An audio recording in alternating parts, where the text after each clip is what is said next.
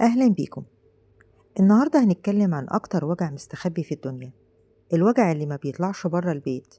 هنتكلم عن الناس اللي مفروض يكون أهلهم هم سندهم وأمانهم، بس للأسف أهلهم هم أكتر ناس كسروا فيهم. إحنا اتربينا على إن الأهل دايما صح، بس الحقيقة إن في أهل سامين ومؤذيين نفسيا، والاعتراف ده هو أول خطوة للشفاء.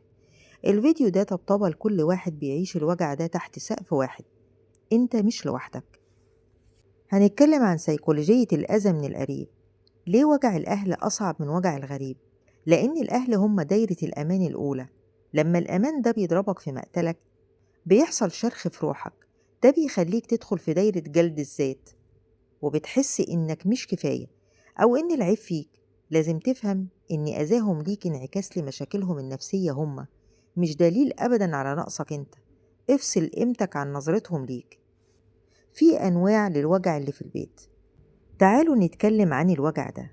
ساعات الوجع بيكون من الأب المسيطر اللي بيلغي شخصيتك، وساعات من الأم اللي دايما بتنقد ومش عاجبها أبدا أي حاجة بتعملها وبتحسسك دايما بالتقصير. وفي الإخوة اللي بيحقدوا عليك، اللي المفروض يكونوا عزوتك بس هم أول ناس بيحفروا وراك. لو انت في وسط أي نوع من دول، اعرف انك بتمر باختبار صمود مش اختبار فشل. هنيجي لفخ الذنب والبر الحقيقي. أكبر فخ بيقع فيه المظلوم من أهله هو تأنيب الضمير. لازم تفرق بين بر الوالدين وبين السماح ليهم بتدميرك. ربنا سبحانه وتعالى أمرنا بالإحسان، بس ما أمرناش بالطاعة العمياء في الأذى النفسي. البر هو إنك ما تسئش ليهم وتلبي طلباتهم الأساسية، لكن حقك إنك تحمي روحك وعقلك من الإهانة والكسرة. نيجي لنقطة تكتيك الحجر الرمادي. لو انت مضطر تعيش معاهم، اتعلم فن البرود النفسي أو الحجر الرمادي. خليك زي الحجر، ما تديش أي رد فعل للأذى أو الاستفزاز. رد بكلام قصير ورسمي: تمام، حصل خير، حاضر. لما يحسوا ان كلامهم ما بقاش بيوجعك، هيبطلوا يستنزفوا طاقتك، لانهم ما بقوش بيلاقوا الرد اللي بيغذي نرجسيتهم. عشان تنقذ نفسك من الوضع ده، لازم بناء العالم الموازي. لازم تلاقي الونس والنجاح بره حدود البيت.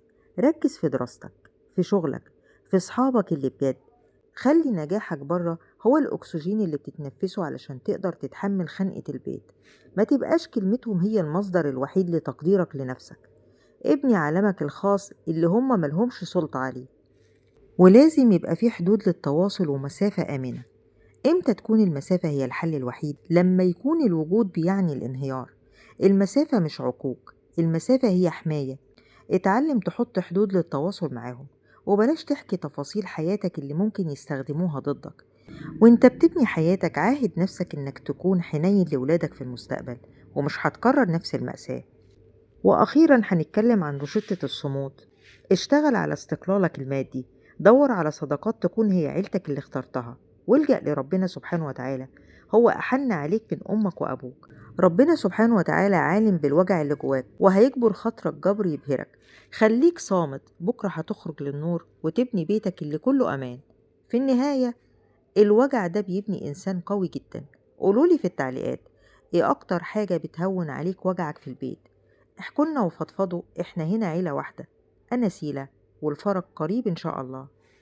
شكرا.